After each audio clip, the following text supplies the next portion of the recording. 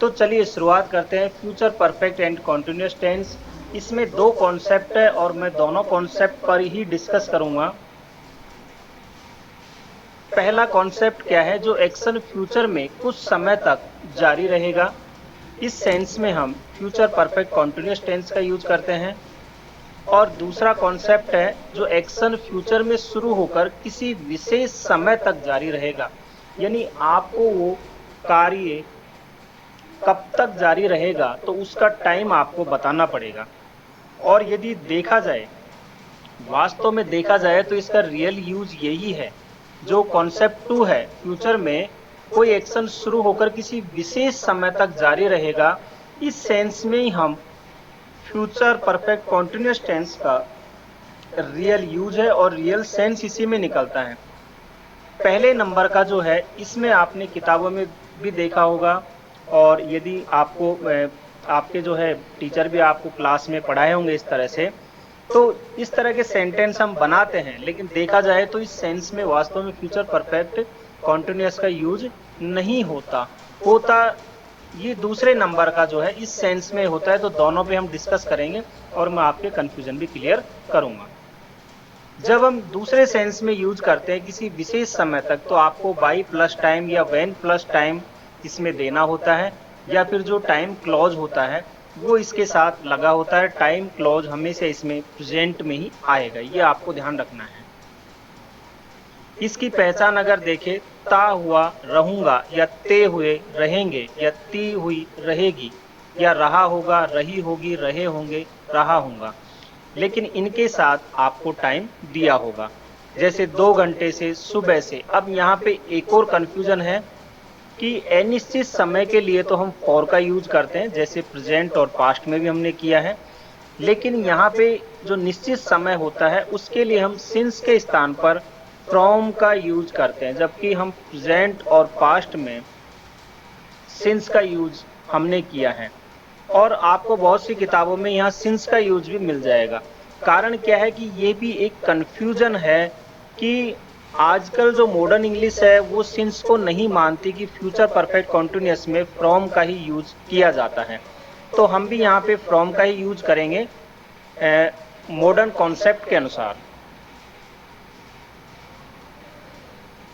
Helping verb यदि इसमें देखें तो शैल हैव बीन और विल हैव बीन का यूज किया जाता है। आई और वी के साथ हम शैल हैव बीन का यूज करते हैं, बाकी के साथ विल हैव बीन का।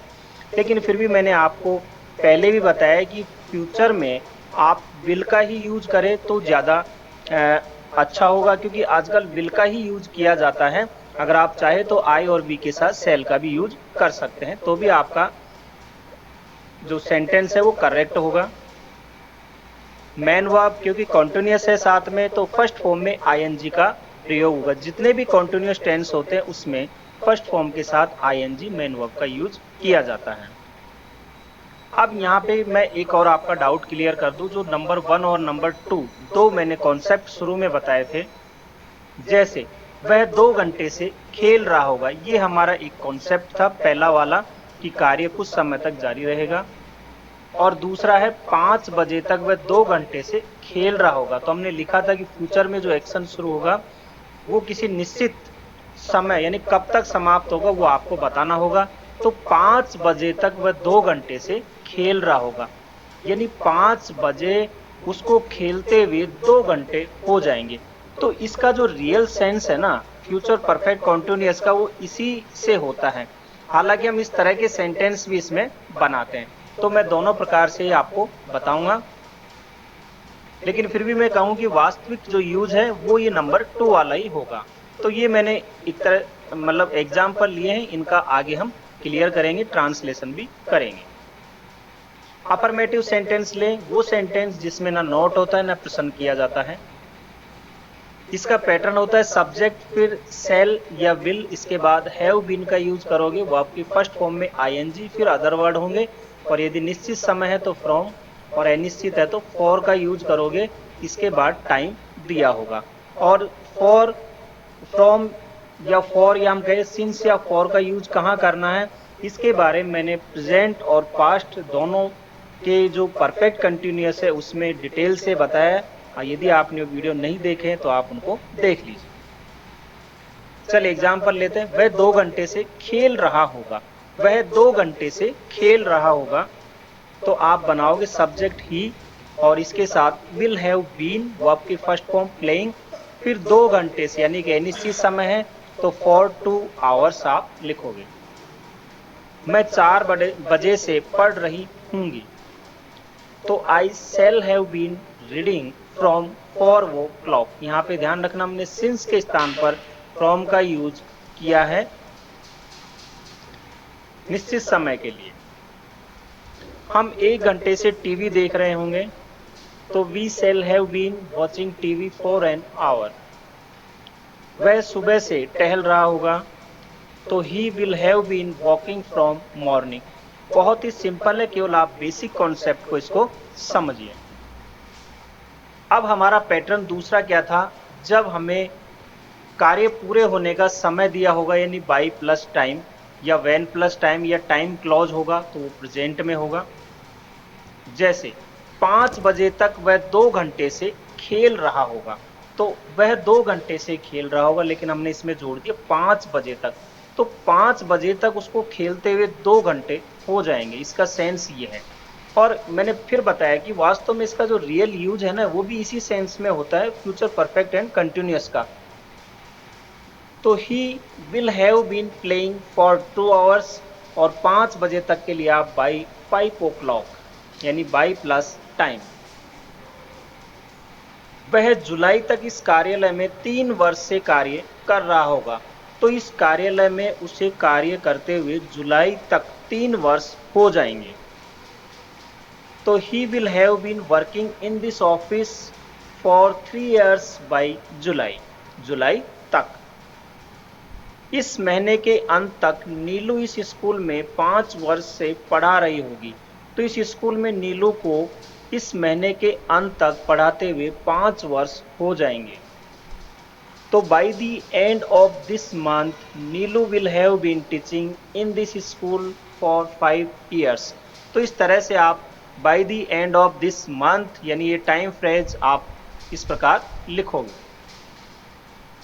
जब वह यहाँ आएगा तो वे 2 घंटे से खेल रहे होंगे, यानी वह आएगा तब उनको खेलते हुए 2 घंटे हो जाएंगे।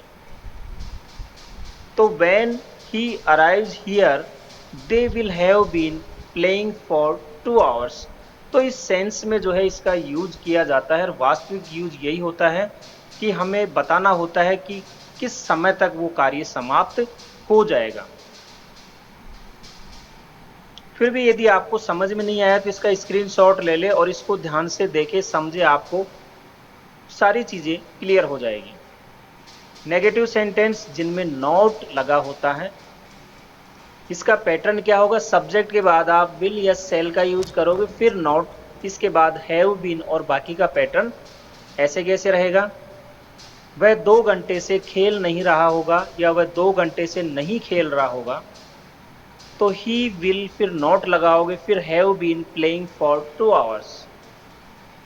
वह 2 बजे से नहीं पढ़ रही होगी, तो she will not have been reading from 2 o'clock। Interrogative sentence क्या होते हैं, वो सेंटेंस जिसमें क्या से प्रश्न किया जाता है और जिनका आंसर यस या नो में होता है। इसका पैटर्न होता है, सबसे पहले आप विल या शैल का यूज करोगे, फिर सब्जेक्ट, इसके बाद हैव बीन, फिर वैसे की वैसे। क्या वह 2 घंटे से खेल रहा होगा, तो will he have been playing for 2 hours. क्या वह 2 बजे से पढ़ रही होगी, तो will she have been reading from 2 o'clock। यहाँ 2 घंटे से है तो ये एक अनिश्चित समय है, और 2 बजे से है तो ये निश्चित समय है, इसलिए हमने यहाँ फ्रॉम का यूज किया और यहाँ पे फॉर का यूज किया। इंट्रोगेटिव और नेगेटिव वो सेंटेंस जिसमें क्या से प्रश्न भी किया जाता है और नॉट भी लगा होता है। तो पैटर्न है विल या शैल, इसके बाद सब्जेक्ट, फिर नॉट, फिर हैव बीन होगा, इसके बाद ऐसे कैसे। क्या वह 2 घंटे से नहीं खेल रहा होगा, तो क्या भी है और नहीं भी है, तो will he not have been playing for 2 hours. क्या वह 2 बजे से नहीं पढ़ रही होगी, तो will she not have been reading from 2 o'clock। Next है WH फैमिली, और इसका पैटर्न क्या होगा, सबसे पहले हम WH वर्ड लिखेंगे, फिर विल या सेल, फिर सब्जेक्ट, और यदि नेगेटिव है तो नॉट लगाओगे, फिर बाकी का वैसे के वैसे। और WH वर्ड कौन कौन से मैं हर टेंस में बताता हूं। वह 2 घंटे से क्या खेल रहा होगा। देखिए इसमें क्या होता है कि जो हमारा WH वाला वर्ड होता है वो बीच में आता है और हमें बताना होता है उसको डिटेल में, वह 2 घंटे से क्या खेल रहा होगा। यहाँ मैंने नहीं भी लिखा है, नेगेटिव सेंस में भी। तो सबसे पहले क्या के लिए व्हाट, फिर will he have been playing for 2 hours, यदि नहीं है तो आप नॉट भी लगाओ। वह 2 बजे से क्यों पढ़ रही होगी, क्यों है तो वाई लगाओगे, तो why will she have been reading from 2 o'clock।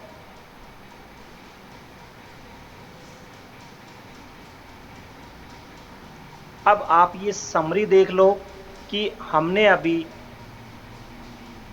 Affirmative से लेके जो WH फैमिली तक के जितने भी सेंटेंस देखे वो सारे इसके अंदर हैं।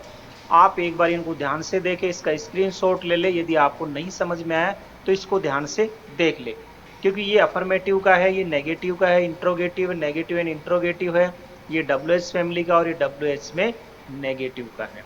अब यहाँ पे मैं आपको फ्यूचर कॉन्टिन्यूअस और फ्यूचर परफेक्ट एंड कॉन्टिन्यूअस में भी डिफरेंस क्लियर कर देता हूँ।